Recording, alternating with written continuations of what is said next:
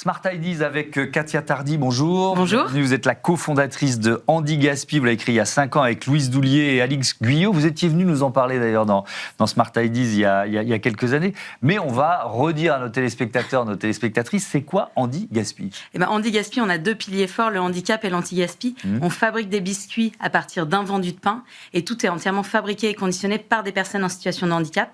Donc c'est les biscuits Quignon et aujourd'hui on a 30 personnes en situation de handicap qui s'activent au quotidien pour la fabrication de ces biscuits.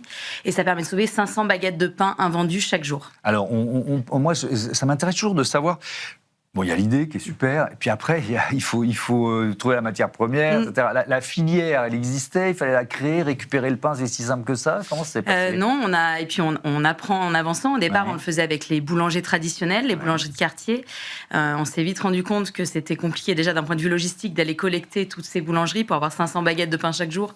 Le mieux, c'est qu'elles soient toutes au même endroit et qu'on n'ait pas le tour de 50 boulangeries à faire. Et d'un point de vue traçabilité, d'un point de vue réglementaire, il faut qu'on ait toujours les mêmes approvisionnements, qu'on sache exactement quand est-ce que le pain a été fabriqué par qui.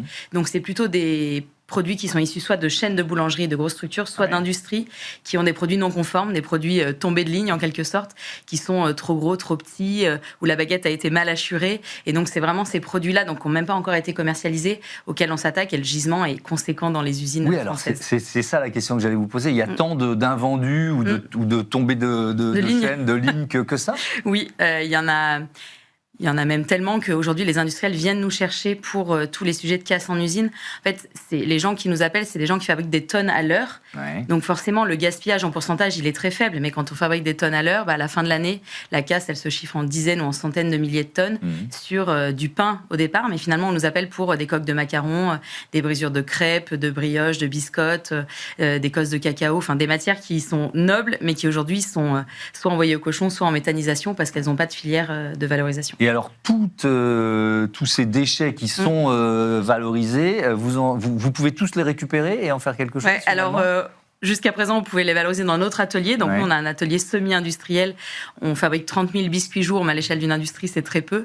Donc là, on est en train de faire évoluer la démarche pour l'injecter directement dans l'industrie et faire en sorte qu'on puisse valoriser les gisements là où ils sont et mettre des équipes en situation de handicap directement dans les usines françaises.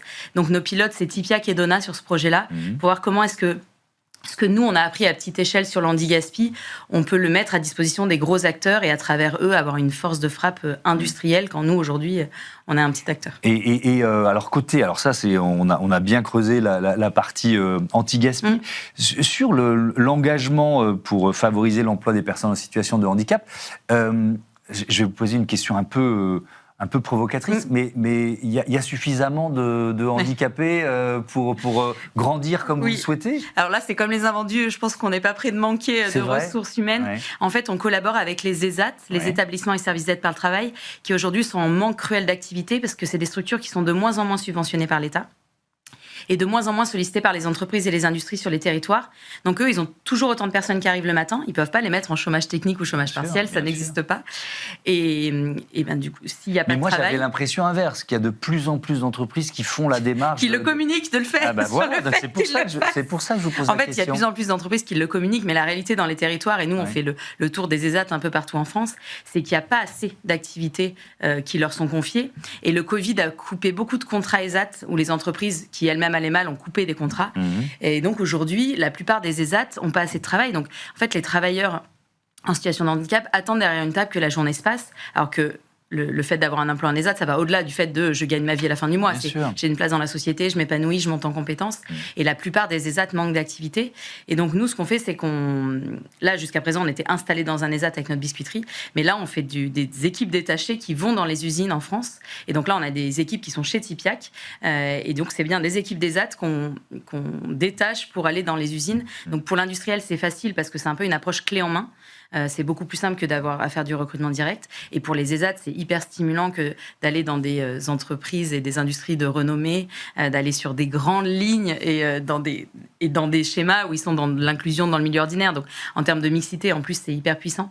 Donc, c'est vraiment ce qu'on essaie de construire avec les partenaires. Merci beaucoup, Katia Tardy, et bon vent à Handy Gaspi. Voilà, c'est la fin de Smart Impact. Je vous dis à demain pour une nouvelle émission sur la chaîne des audacieuses. Il y en a une et des audacieux.